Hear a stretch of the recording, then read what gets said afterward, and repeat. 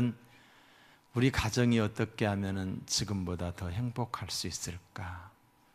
우리 가정이 지금보다 어떻게 하면 더 화목한 가정이 될 수 있을까?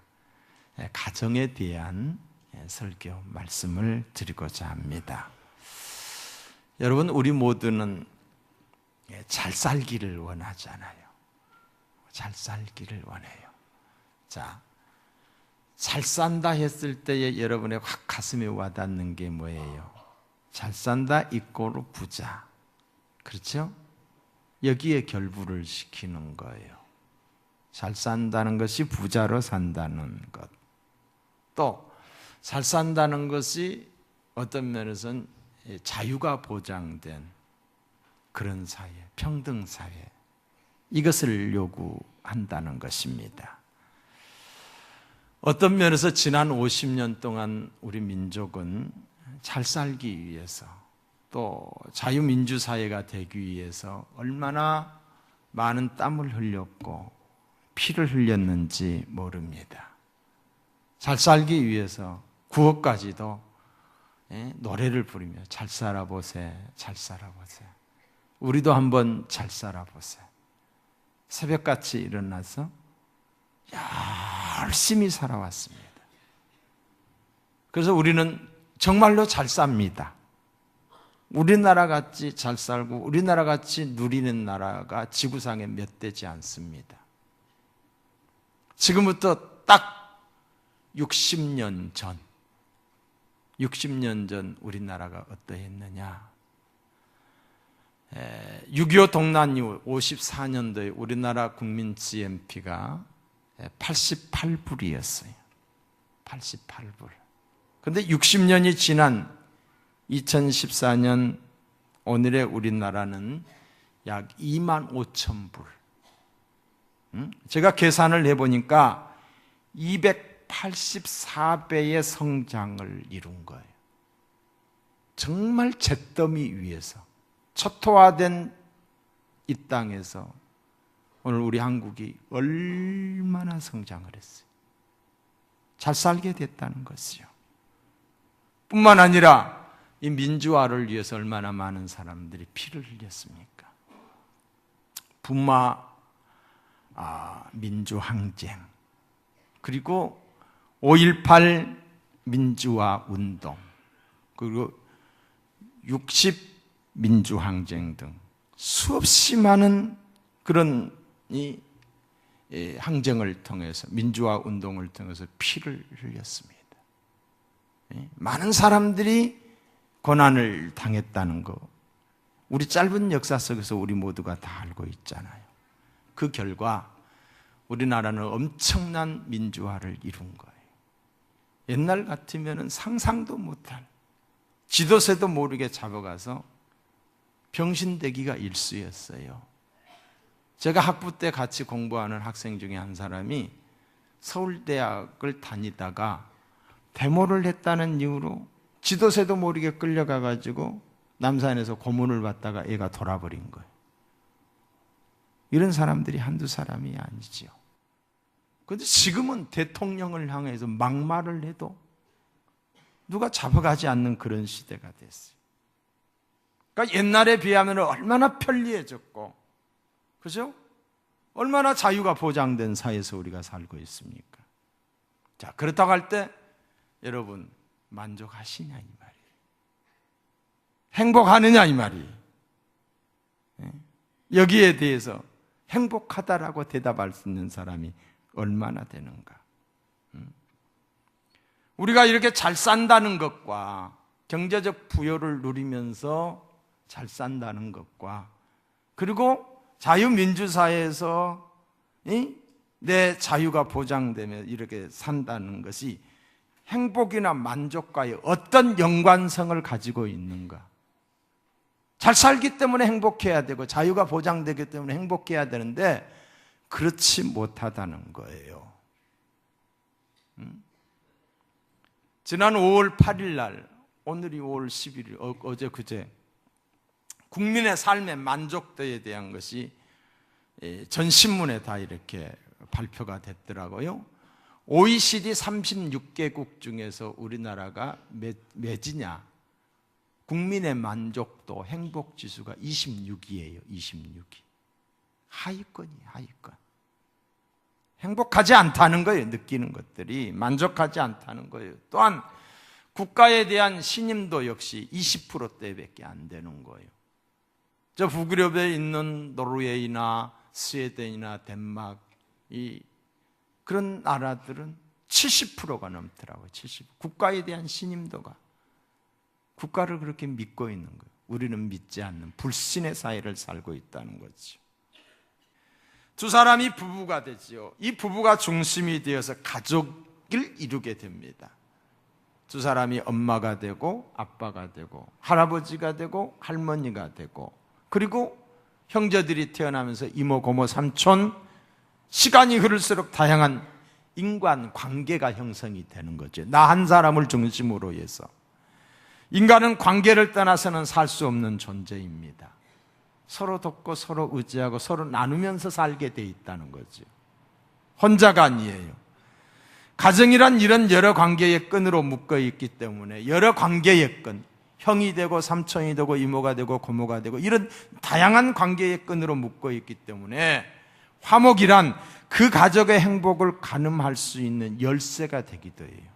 서로 어떻게 지내나는 것이 행복의 열쇠가 된다는 거지요. 만일 가족들의 마음이 하나 되지 못하고 뿔뿔이 흩어져서 모래알처럼 되었다라고 한다면 그 가정은 이미 가정으로서의 기능이 마비된 것이나 다름이 없는 것이지요. 그런 가정은 절대로 행복할 수가 없습니다. 가정의 행복을 위해서는 화목이 얼마나 중요한 것인지를 아무리 설명해도 부족하다는 거지요. 그래서 가와만사성이라는 말이 있잖아요. 또한 성경 잠언서 17장 오늘 본문의 말씀에 보면은 마른 떡 한 조각만 있고도, 여기서 마른 떡은 뭘 상징하는? 가난을 상징하는 거예요. 화목하는 것이, 가난에도 화목하는 것이, 그런데 육선이 집에 가득하다, 이 말은 뭐예요? 부자다 이 말이에요. 부자. 부자로 살면서도 가득하고도 다투는 것보다 낫다. 가난해도 화목하는 것이, 그것이 더 낫다는 것이죠. 화목의 중요성을 강조하는 내용입니다. 가족들끼리 화목하지 못하는 이유가 어디에 있습니까? 여기에는 여러 가지 이유가 있겠지만은 그 중에서 가장 큰 원인을 댄다라고 한다면 대화의 빈곤입니다. 대화의 단절이에요.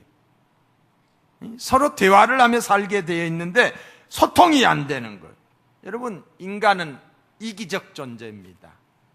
모든 것을 내게 기준에 맞춰서 내가 배부르면 다른 사람도 배부른 줄 아는 거예요. 내가 힘들면 다른 사람들도 힘든 것처럼 그렇게 느껴지는 거예요. 내가 편하면 다른 사람 아무 문제가 없는 걸로 알고 있는 거예요. 그러니까 내 기준에 맞춰서 다른 사람을 평가하고 내 욕심대로 내 생각대로 평가하는 거예요. 그렇기 때문에 대화라고 하는 채널이 이루어져 있지 않으면 상대방이 어떤 상태에 있는지 어떤 마음을 가지고 사는지 모르는 거예요. 대화를 통해서 그 사람의 아픔을 알게 되고 그 사람의 형편을 알게 되는 거죠. 그러면서 대화로 풀어나가는 거예요. 내 마음을 상대방에게 알리기도 하고 상대방의 마음을 내가 이해하기도 하고, 그래서 서로 양보하고 이해하고 돕고 그러는 거잖아요. 근데 언제부턴가 대화가 단절이 돼 있어요. 대화가 없기에 화목이 없고 대화가 없기에 불신의 폭이 깊어간다는 사실입니다. 행복한 가정을 위해서는 대화가 절대적으로 필요합니다. 대화가 있어야 된다는 거예요. 대부분의 가정의 문제는 대화 부족에서 발생합니다. 여러분, 현대인의 가정의 특징이 뭐예요? 바쁘다는 거예요. 바쁘다. 바빠요. 다 바빠요. 어른만, 부모만 바쁜 게 아니라 아이들까지도 다 바빠요. 바쁘다 보니까 뭐가 없어요? 시간이 없는 거예요. 시간이. 같이 식사할 시간도 없어요. 각자 따로따로 먹고 시간대가 정해서 나가는 거예요. 대화할 시간도 없어요. 여가를 즐길 수 있는 시간도 없어요. 바쁘다 보니까. 또 만날 수 있는 시간도 많지 않아요. 아빠는 늦게 퇴근하고 또 아침에 일찍 출근하고 아이들하고 만날 수 있는 시간도 없어요. 부부 사이에, 부모와 자식 사이에, 형제 사이에 대화가 없는 것만큼 심각한 고민이 쌓이고 있다는 것이고 큰 보이지 않는 병이 들어있는 거예요. 이는 불화의 씨앗입니다. 불화를 일으키는 잡다한 요인들이 있다 해도 대화만 이어지면은, 서로 대화만 할 수 있다라고 하면 언젠가는 그 오해가 풀려지게 되고 가정이 화목하게 되는 줄로 믿습니다. 여러분, 부부 사이는 어떻습니까? 상대방에게 말을 했다라고 한다면은, 또 그 말을 받아줄 수 있는 넉넉한 마음이 있었다라고 한다면은 이 지경이 되지는 않았을 텐데 대화를 하지 않았던 거예요. 아무 문제도 아닌 것을 가지고 혼자서 괴로워해요. 혼자서 속상해요. 혼자 또 오해합니다. 상대는 의식도 안 하는데 혼자서 별 생각을 다 하며 전전긍긍해요.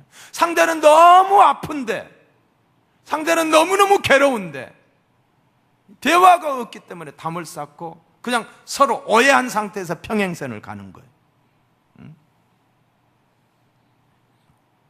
자녀와의 관계도 그렇습니다. 여러분, 세대 차이라고 하는 말을 많이 하지요. 세대 차이라는 말이 있지만 사실상 세대 차이는 문제가 되지 않아요. 문제가 되지 않습니다. 문제는 세대 간의 대화가 없다는 거예요.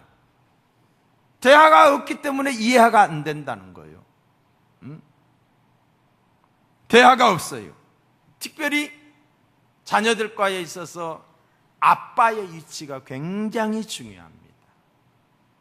애들이 무슨 말을 하려고 하면은, 야, 시끄럽다. 뭐 옛날에는 어땠는데, 배부리니까 네가 그런 소리 하지. 어른들 이야기는 무슨 잔소리야. 나가 있어, 떠들지 마. 네가 뭘 안다고. 쉽게 이런 이야기들을, 지금 아이들은 어떤지 모르요. 우리는 이런 이야기들을 많이 듣고 컸어요. 다 너희 위해서 하는 소리야. 잔말 말고 하기나 해.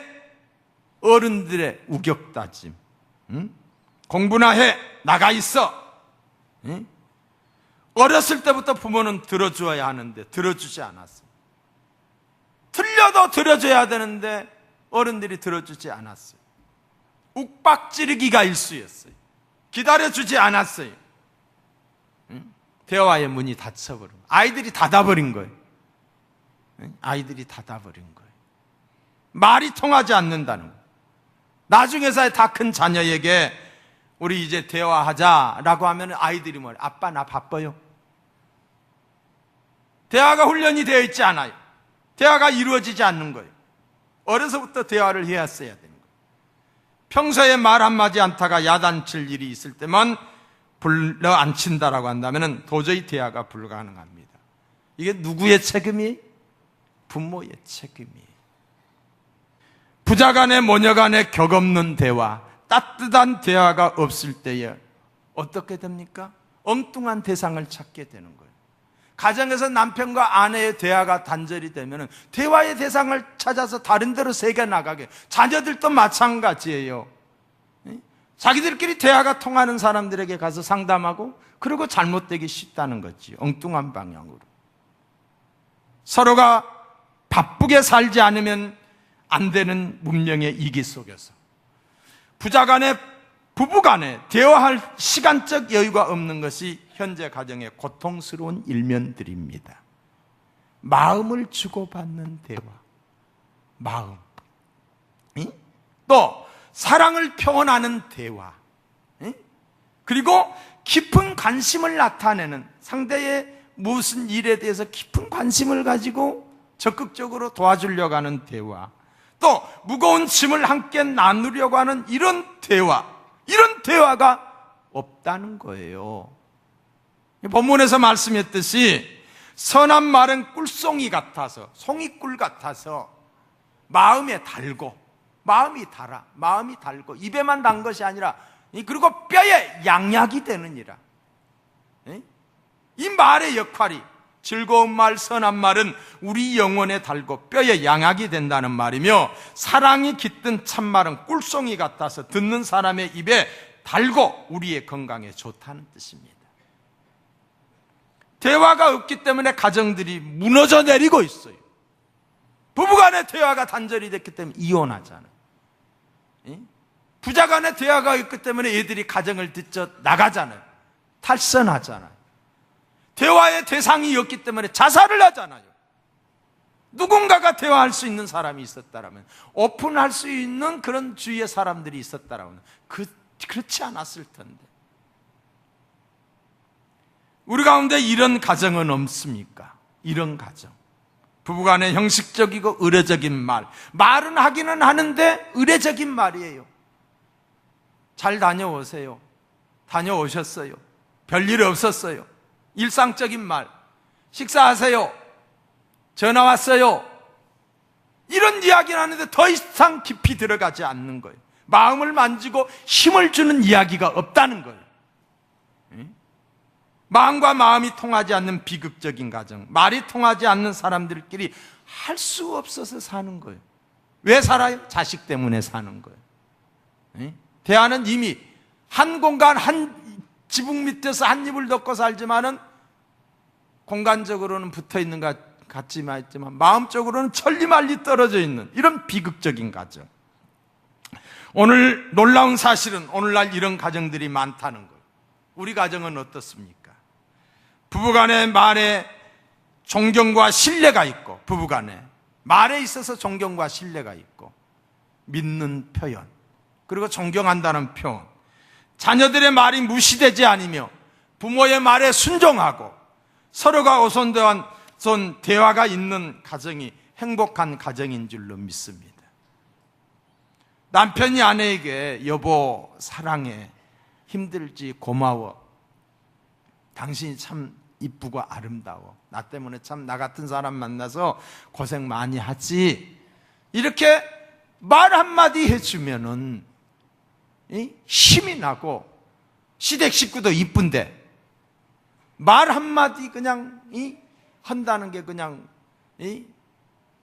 모퉁이 지르는 소리나 하고 그러면은 다 꼴보기 싫은 거예요. 아내가 남편에게 당신이 자랑스러워요, 빈말이라도 내가 다시 태어나도 난 당신밖에 없어.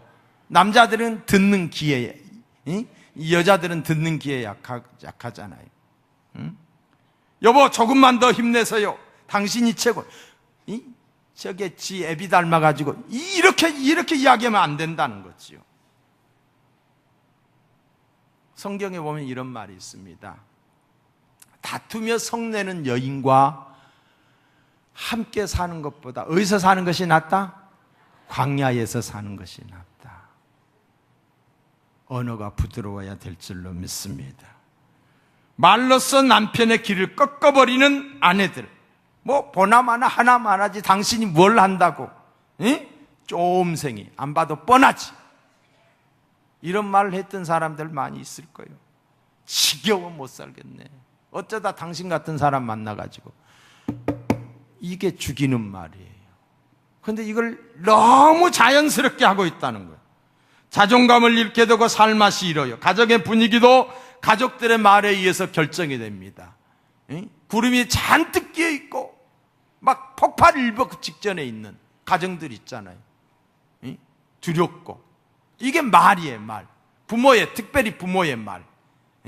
막 정죄하고, 가정에서 서로에게 단점만 들춰내어 꼬집지 말고 잘한 것이 있으면 칭찬해주고 격려해줘 보세요. 그러다 보면 장점이 커지면서 단점이 사라지게 되는 줄로 믿습니다. 자녀들은 칭찬과 격려를 먹고 자랍니다. 인정해 줘야 합니다. 부모가 믿어주지 않는데 누가 믿어주겠어요? 우리 자녀들에게 축복된 말, 칭찬의 말, 격려의 말을 할 수 있기를 축원합니다. 제가 여러분들의 이런 말을 하십자라고 말하고 싶습니다. 첫째, 시인하는 말. 시인을 안 하려고 해요. 내가 잘못한 것에 대해서 내가 잘못했다, 자식이라 할지라도 내가 미안하다, 내가 실수했다, 내가 잘못했다, 이 말 한마디면 부러지는데, 아내에게도 이 말을 안 해, 시인을 하지 않는다는 거죠. 또 관용하는 말, 상대가 잘못했을 때에 아이 괜찮아요, 나도 그런 실수합니다, 그럴 수도 있죠. 뭐 제가 기도하지 못해서 나중에 기도할게요, 이렇게 격려히 관용하는 말을 해주면 다 풀리잖아. 그런데 이런 말을 하지 않는다는 거죠. 격려의 말, 뭐예요? 힘내세요, 할 수 있습니다. 너는 할 수 있어. 당신을 믿습니다.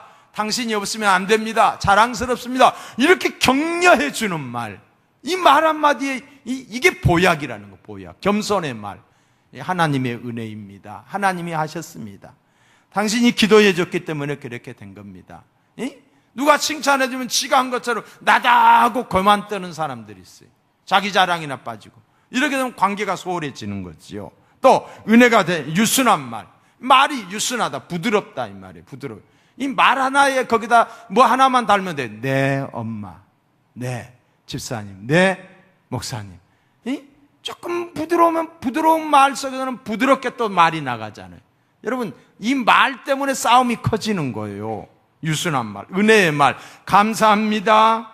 당신 때문이야, 고맙습니다. 이런 은혜의 말, 감사합니다. 그리고 믿음의 말이에요. 믿음의 말.